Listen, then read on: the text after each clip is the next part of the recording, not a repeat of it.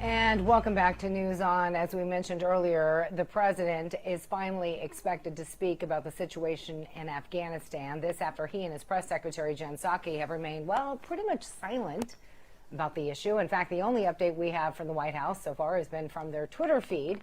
That was yesterday, assuring us that President Biden is on top of the situation. But some argue Biden's past remarks, well, don't seem to instill much confidence that he knows how to handle the situation.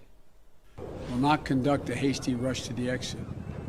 We'll do it responsibly, deliberately, and safely. Is a Taliban takeover of Afghanistan now inevitable? No, it is not.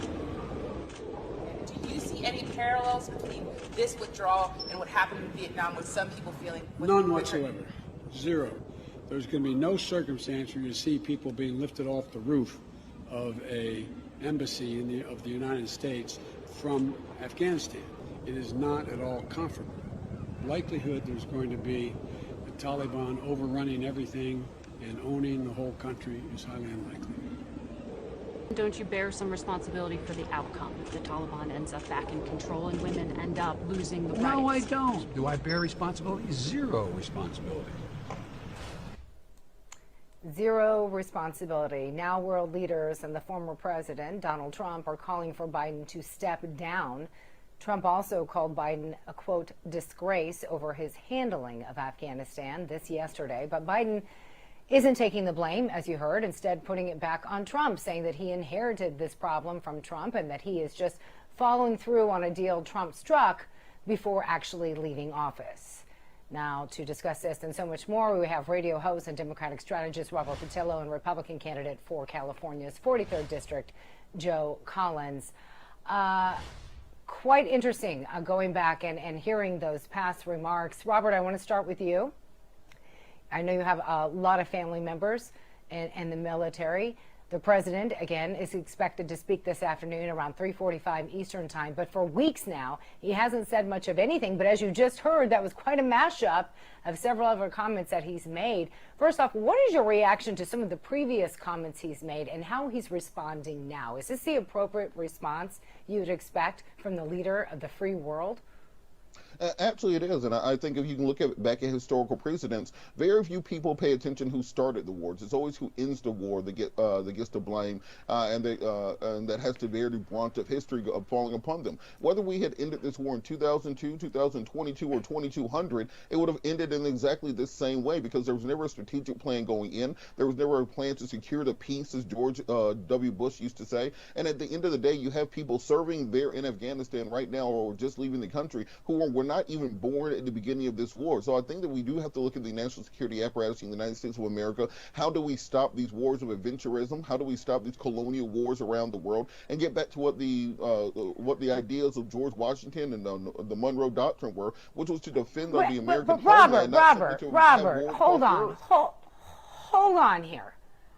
This is the longest war. Yes, Americans have wanted this war to end for some time. He has been in office. President Joe Biden has been in office now for 7 months. You just heard him say he takes zero responsibility, that he didn't think the Taliban would take over. Boy, did he underestimate. They were talking about maybe 90 days that they could seize the capital of Afghanistan. This happened in a matter of days. When does he take responsibility? How many months? How many years does it take? Well, you're saying because he didn't start the war, he doesn't take any responsibility for ending the war? As recently as yesterday on the RNC website, there was a page dedicated to the deal that he is following through on that was struck by Pompeo last year with the Taliban government. Let's understand that the reason that they did not believe the capital would fall this fast because they thought that the Afghani people and the Afghani leadership and military would stand up. The reason it fell this fast because the government of Afghanistan was completely corrupt and part of the Taliban already. That's why it's been a bloodless takeover in many ways of the entire country, because there was complicity of the government there installed. This was a failure from the beginning and from its inception. He followed through on the agreement that was struck by Pompeo, and what President Biden has done is the hard thing, which is rip the Band-Aid off, say this has been a failed excursion, and get the American people back on a footing where we're not in a continuous war for the remainder of human existence in Afghanistan. But what about the threat?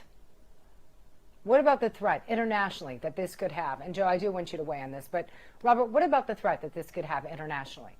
We all saw what happened with ISIS.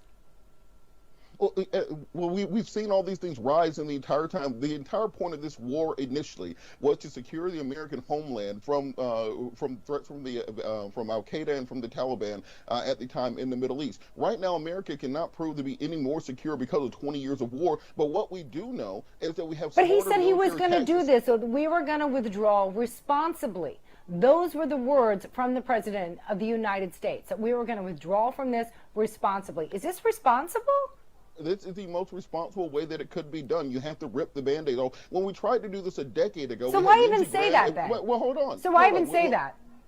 Because this is the responsible way of doing. When we tried to do this a decade ago under the Obama administration, you had Lindsey Graham and John McCain and other Republicans standing up and saying we were cutting and running and that we were going to abandon our allies. It turns out we had no allies there. The government was complicit with the Taliban the entire time. We were simply funding and giving the Taliban 21st century military weapons and getting absolutely nothing out of it. So the fact that Joe Biden was willing to have the gall and the fortitude to stand up and say we are no longer doing this, we will not invest trillions of dollars to be buried in a desert, we will not sacrifice American blood and treasure to support the Taliban, which already runs the government. I think that's what true leadership is, and that's the responsible way of leaving than simply trickling out of the country, killing more Americans on the way out.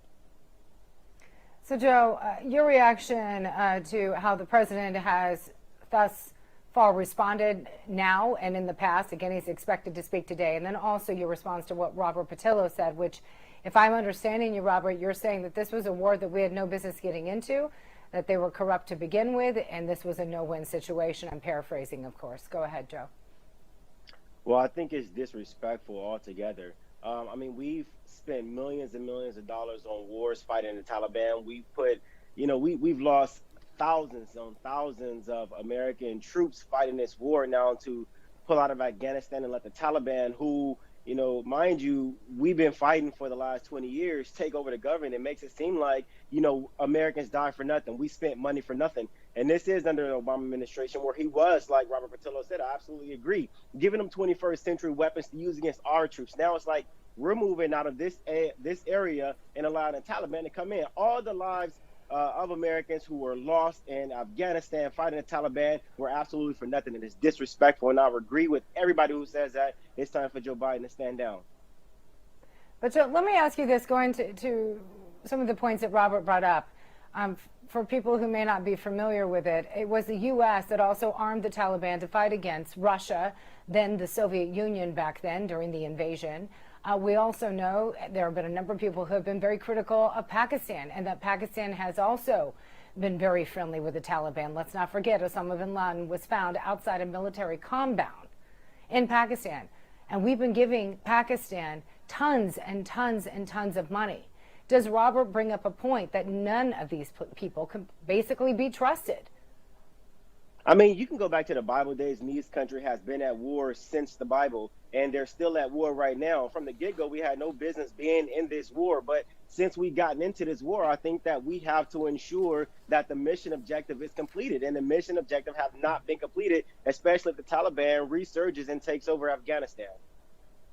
Real quickly, gentlemen, and I want to get both of you to respond to this. Robert, what do you anticipate to hear, and 15 seconds to you, from the president?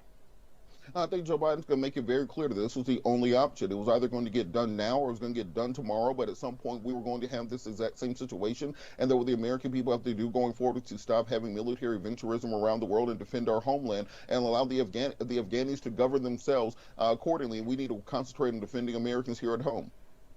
Joe, last 15 seconds to you on the same question. I expect to hear more nonsense. Joe Biden's been blowing smoke up the American people's butts since he's been in Senate, and the same thing has happened since he's been the president of the United States. I expect to hear nothing but gibberish. All right, again, we're expecting the president to speak at 3:45 Eastern Time. Be sure and keep it right here on Real America's Voice for